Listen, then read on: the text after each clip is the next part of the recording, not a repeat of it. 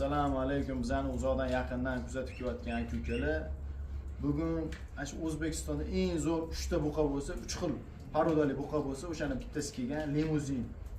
Bitta ko'rsatgansizlar, eng zo'ridan bittasi shu limuzin bo'ladi. Buni akamiz olib kelibdi. Farruh ekan. Farruh keling aka. Assalomu alaykum. Assalomu alaykum. Assalom. Assalomu alaykum. Aka, bu buqa qayerdan keldi? Qashqadaryoda boqilgan.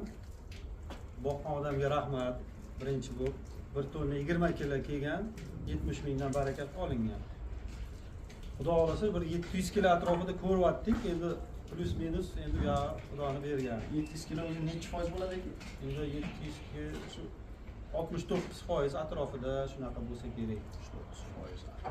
69%. Xudo xolasa. Qoringa tortilgani uchun shunaqa Skidga hech narsa bo'lmagan. skidga bo'lmagan, o'zi och qorin tortilgan. Agarda mana shunaqa halol, toza, go'shtdor mol yeginglar kelsa, ikkinchi mikrorayonga o'tasizlar. Xudo xolasa ertaga o'sha ertalabdan molimiz sotiladi.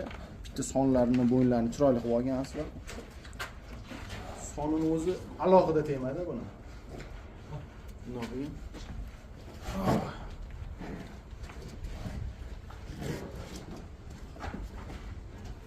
Hatto mana shu udarida hozir.